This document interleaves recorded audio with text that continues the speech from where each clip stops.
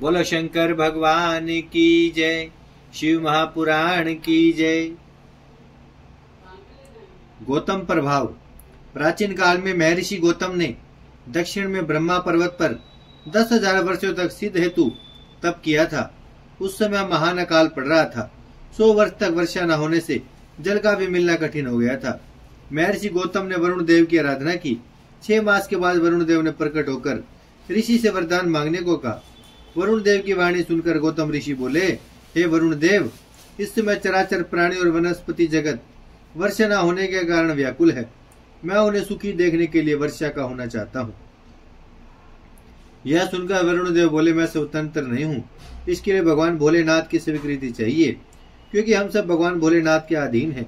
आप इसे छोड़कर को दूसरा वर मांग सकते हैं।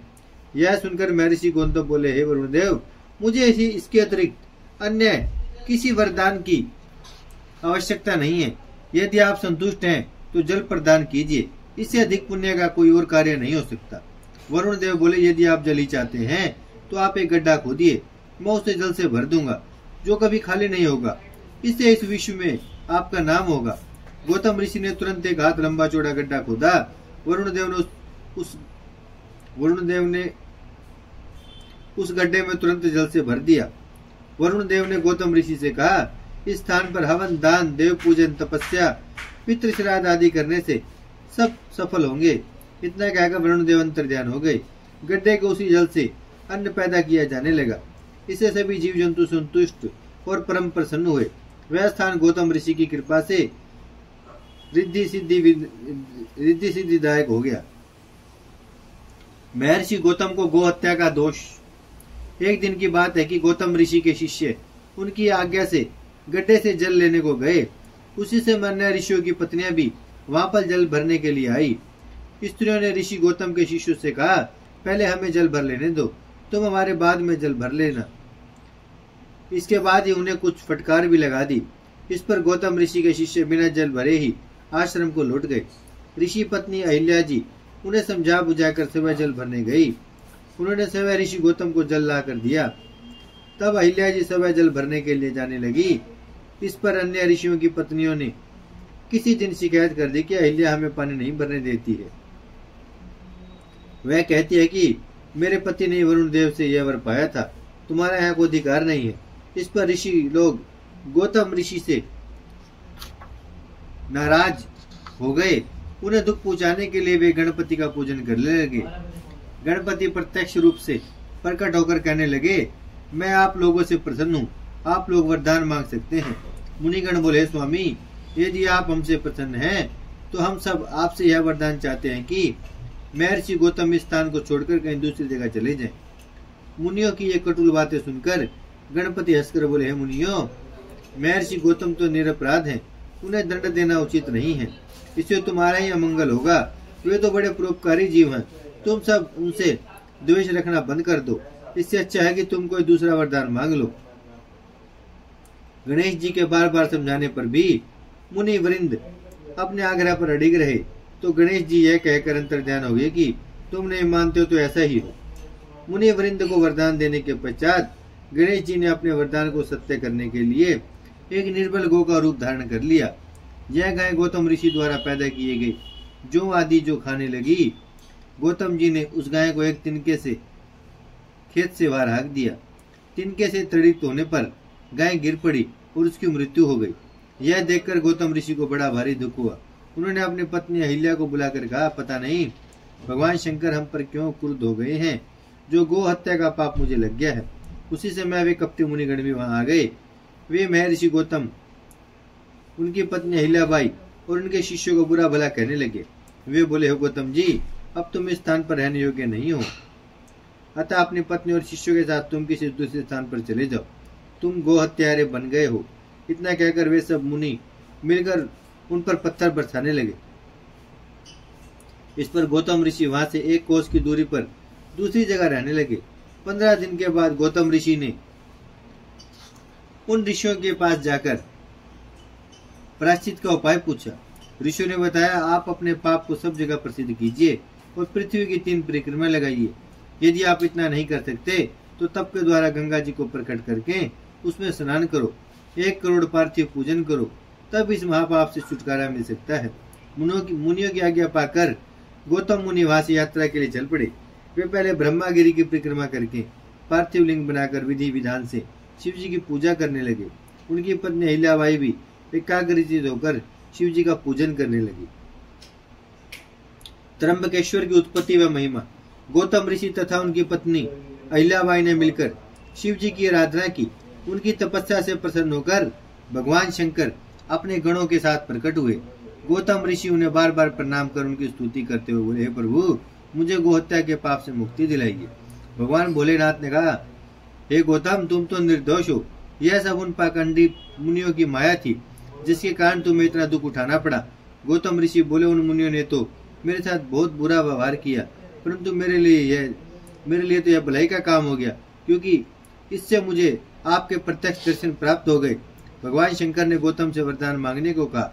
इस पर गौतम ऋषि बोले, प्रभु, आप पतित पावनी गंगा जी को यहाँ प्रकट कर दीजिए, जिससे दूसरे व्यक्तियों का भी भला हो सके।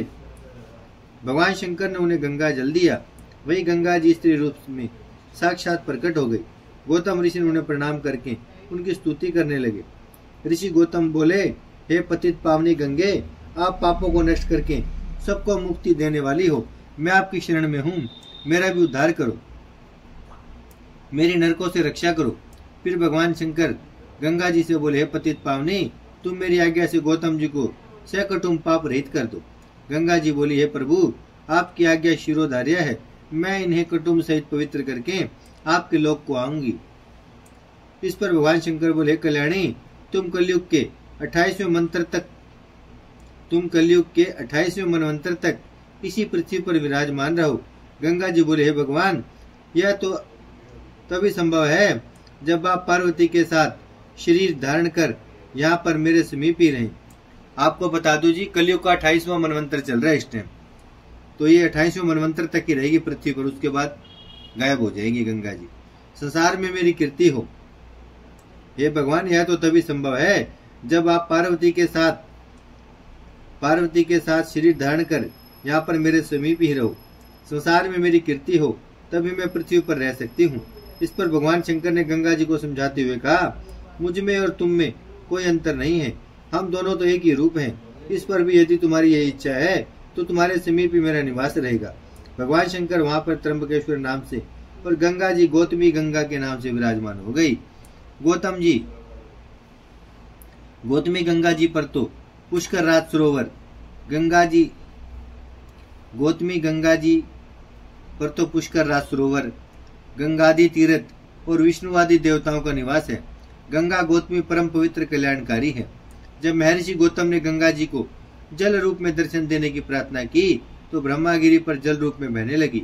महर्षि और उनके शिष्यों ने गंगा के दर्शन करके उसमें स्नान किया। गौतम मुनि के साथ शत्रुता रखने वाले मुनि वृंद भी वहां गंगा स्नान करने हेतु आए, परंतु उन्हें देखकर गंगा जी लुप्त हो गई। इस पर ऋषि गौतम आश्चर्यचकित रह गए और वे गंगा जी से प्रार्थना कर लगे, मातेश्वरी, आज आप मेरे ऊपर कृपा करें। ये मुनि जो मेरे विरोधी थे, अब आप मेरी तपस्या से इन्हें भी दर्शन देकर कृतार्थ करें। महर्षि गौतम की प्रार्थना पर आकाशवाणी हुई, हे मुनिवृंद, दूसरों के उपकारों को मिटाने वाले दुराचारी व्यक्ति हैं। हे गौतम, वैसे आप ठीक कह रहे हो, परंतु पहले इन्हें अपने पापों का प्रायश्चित करना चाहिए, इसके बाद इन्हें मेरे दर्शन प्राप्त हो सकते हैं। प्रायश्चित हेतु ये व्यक्ति पहले आपकी शरण में आकर माफी मांगे और उसके बाद 101 बार ब्रह्मागिरी की परिक्रमा करें। यह आकाशवाणी गौतम के विरोधी ऋषिवरियों ने भी सुनी।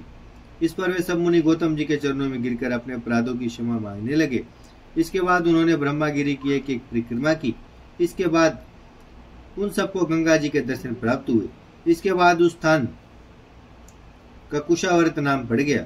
इसके बाद शौनक आदि ऋषियों ने सूत जी से पूछा, हमने सुना है कि ऋषियों को गौतम मुनि के शाप दे दिया था, इसमें कितनी सत्यता है, हमें बताने की कृपा करें।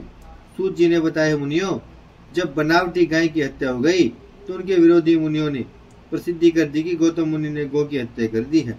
शिव भक्त गौतम जी ने कहा, यह तो बनावटी गौ है। वे क्रोध में भरकर शाप देने लगे, हे नीच वृत्ति के ब्राह्मणों, तुम्हें मैं श्राप देता हूँ, तुम लोग भगवान शिव का पूजन नहीं कर सकोगे। एवं शिव जी के पर्वों से विमुख हो रहोगे। इस प्रकार गौतम जी के शाप से वे सभी मुनि लोग शिव जी से विमुख होकर कांची नगरी में निवास करने लगे। तब गौतम मुनि शिव आराधना में लग गए। बोलो शंकर भगवान की जय, शिव महापुराण की जय। भजमन नारायण नारायण नारायण, श्रीमन नारायण नारायण नारायण, लक्ष्मी नारायण नारायण नारायण, सत्य नारायण नारायण नारायण। भजमन नारायण श्रीमन नारायण, लक्ष्मी नारायण सत्य नारायण, भजमन नारायण नारायण नारायण।